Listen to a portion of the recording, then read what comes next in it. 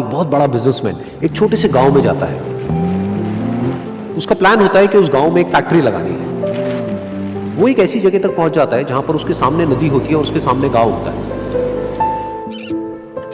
अब उसके पास में दो ऑप्शंस होते हैं। एक कि वो सड़क के रास्ते से घूम करके उस गांव तक पहुंचे, जिसमें करीब करीब 8 घंटे लगेंगे, क्योंकि डायरेक्ट कोई रास्ता नहीं है वहां तक पहुंचने का। दूसरा कि सिर्फ 20 मिनट में एक नाव में बैठ करके उस नदी को पार करके उस गांव तक पहुंच जाए। तो अपना टाइम बचाने के लिए उसने उस नाव में बैठने का डिसीजन लिया। वो नाव बहुत ही छोटी सी थी, जिसमें एक तरफ एक आदमी बैठा था जो कि नाव चला रहा था और दूसरी तरफ ये बिजनेसमैन बैठा हुआ था।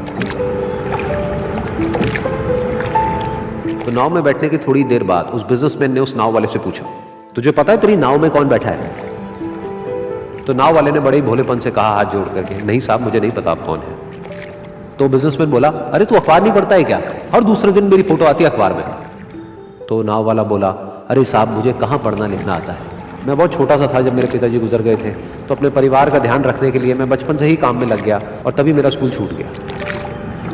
ये सुन करके उस बिजनेसमैन ने उसका मजाक उड़ाते हुए उसको कहा, तुझे पढ़ना लिखना तक नहीं आता है, ऐसी जिंदगी का क्या फायदा?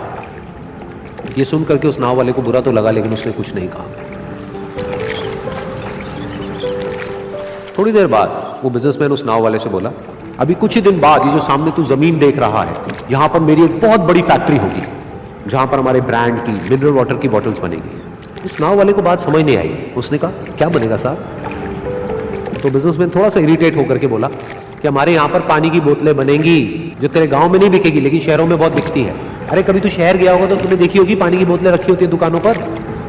फिर वो नाव वाला बोला, अरे साहब मुझे कैसे पता होगा, मैं तो कभी इस गाँव से बाहर गया ही नहीं। फिर वो बिजनेसमैन उसके ऊपर हंसते हुए बोला, तू कभी इस गांव से बाहर तक नहीं गया, तुझे पता ही नहीं कि शहर क्या होता है? अरे ऐसी जिंदगी का क्या फायदा? उसकी ये बात सुन करके उस नाव वाले को सच में लगने लगा कि मेरी जिंदगी शायद किसी काम की नहीं है। अपनी इस सोच की वजह से उसका नाव से ध्यान हटा और तभी नाव की टक्कर हो गई एक बड़े से पत्थर से, जिसकी वजह से नाव में पानी भरने लगा और नाव डूबने लगी। उस जगह पर पानी बहुत ही गहरा था और किनारा दूर था। नाव वाले को समझ आ गया कि अब इस नाव को बचाने का कोई तरीका नहीं है और वो अपनी जान बचाने के लिए नदी में छलांग मारने ही वाला था। तभी उसने उस बिजनेसमैन से पूछा, साहब आपको तैरना तो आता है ना? तो बिजनेसमैन घबरा करके बोला, ऐसा क्यों पूछ रहे हो, मुझे तैरना नहीं आता है। उसकी ये बात सुन करके नाव वाले को हंसी आ गई और वो बोला, अरे साहब आपको तैरना तक नहीं आता, ऐसी जिंदगी का क्या फायदा?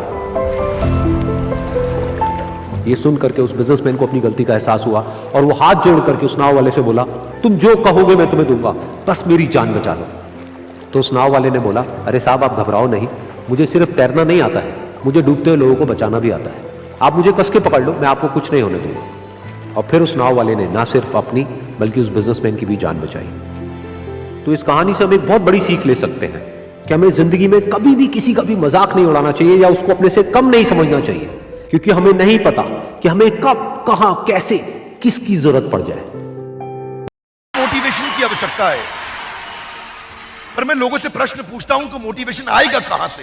मोटिवेशन के कई सोर्सेज हैं, जैसे कि पैसा, name, fame, recognition, wealth, success, promotion, car, house, mobile, jewellery, vacation, luxury, cruise. ये कई तरीके हैं जिनसे मोटिवेशन आता है, पर मेरे विचार में मैं इन सबको रिजेक्ट करना चाहता हूं, क्योंकि ये मोटिवेशन के लंबे सोर्स नहीं है, इन सब में कमी है। ये मोटिवेशन के बाहरी सोर्स हैं। एक्सटर्नल रीजन और एक्सटर्नल सीजन दोनों टेम्पररी होते हैं। ये सारे मोटिवेशन के टेम्पररी और एक्सटर्नल सोर्सेज हैं और इनमें से कोई भी लंबा नहीं चलता। जरा हाथ आगे लाइए, outside in, inside out. Motivation के दो सोर्सेज हैं, एक बाहर से एक अंदर से। कौन सा बढ़िया है, कम ऑन, बाहर वाला कि अंदर वाला? इसको बोलते हैं inside out. Inside out motivation लंबा चलता है। यह अंदर वाला मोटिवेशन होता है आपकी आइडेंटिटी। दोबारा सुनिए, आपकी आइडेंटिटी। अब है कौन? आप एक गरीब आदमी है, वो आइडेंटिटी है। आप एक बहुत बुद्धिमान आदमी है, आइडेंटिटी है। मैं इंग्लिश सीख नहीं पाऊंगा, ये आइडेंटिटी है। इंग्लिश तो मैं ही बोल के दिखाऊंगा, ये भी आइडेंटिटी है। कैसा आइडेंटिटी बिल्ड होता है, उसके बनता है आपका बिलीफ सिस्टम। ये बिलीफ क्या है? हाथ पे अगर आप टैटू कर लेते हैं ना, टैटू, ये पानी से मिट जाएगा, साबुन से मिट जाएगा। आपके शरीर का टैटू है ना, ये तो सर्जरी करने पे मिट सकता है, लेकिन आपके जो ब्रेन का टैटू है, इसको कोई सर्जन भी नहीं मिटा सकता। आपकी नजर का इलाज तो कर देगा डॉक्टर, नजरिया का नहीं कर पाएगा।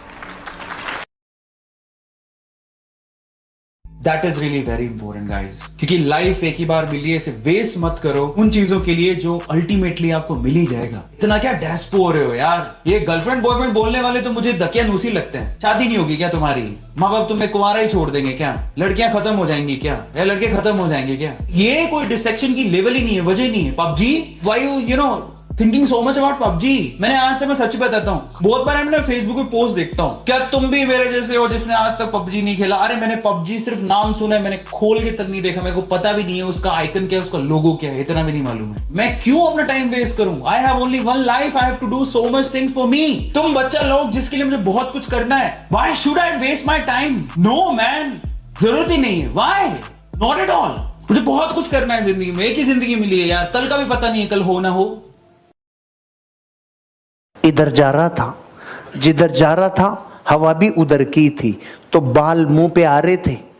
जा रहा था, बाल मुंह पे आ रहे, दिमाग खराब हो गया तो इधर मुड़ गया, क्या फर्क पड़ता है साला, इधर चल चले।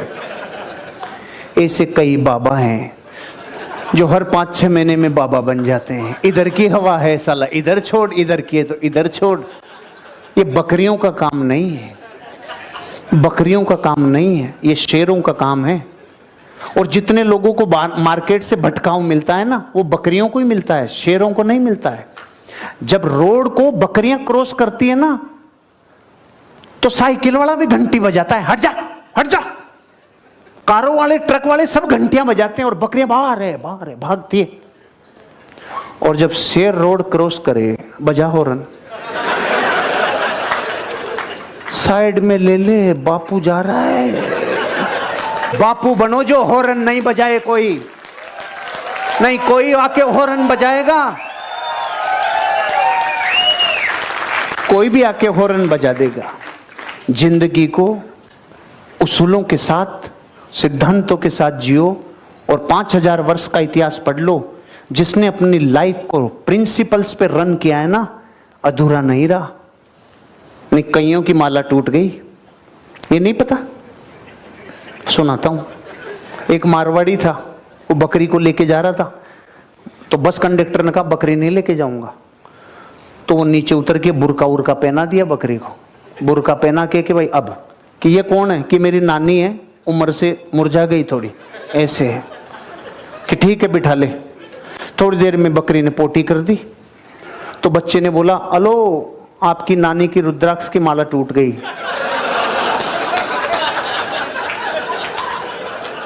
ये भी हर किसी को समझ में नहीं आएगा, उसी को समझ में आएगा जिसने बकरी की देखी हुई है, क्योंकि जिसने आज तक देखी नहीं उसको रुद्राक्ष की माला का पता भी नहीं चलेगा। जिंदगी में हमने भी बहुत कुछ सीखा है। लोग कहते हैं कि दुनिया गोल है, भाई दुनिया गोल नहीं है, दुनिया मतलबी है। ये प्यार से नहीं चलती है, मतलब से चलती है। दुनिया में कोई भी रिलेशन बनाने के लिए, कोई रिश्ता जो है ना, उसके लिए 3 चीज का होना जरूरी है। एक डर, जरूरत और इंसानियत। ये 3 चीज ही किसी न किसी रिश्ते को रोक के रखता है। एक टीचर स्टूडेंट में रिलेशन होता है, उसको डर है कि टीचर के पास पढ़ेंगे ना जल्दी रिजल्ट होगा, अपने से पढ़ेंगे थोड़ा लेट हो सकता है। जरूरत भी है उसे कामयाब होने के लिए, और इंसानियत तो बहुत है भाई। टीचर और स्टूडेंट का रिश्ता जो हमेशा जो बना रहता है वो तो इंसानियत के लिए बना रहता है। वरना अगर आपकी नौकरी हो गई तो आपका डर खत्म, जरूरत खत्म, तो आगे रिश्ता कौन रोक के रखता है? इंसानियत। तो दुनिया में किसी रिलेशन को बनाने के लिए 3 चीज का होना जरूरी है। इंसानियत जिसमें सबसे बड़ी चीज होती है। और इस दुनिया में ना, इस दुनिया में बहुत सी भाषाएं बोली जाती है। इन सारी भाषाओं में सबसे मीठी भाषा होती है मतलब की भाषा। अगर आपसे कोई बहुत मीठा बोलने लगा ना, समझिए कि कहीं ना कहीं मतलब छुपा है। मतलब की भाषा बहुत होगी यहाँ पे। लेकिन ये जुबान इंसान जो है ना आजकल बहुत खतरनाक हो गया।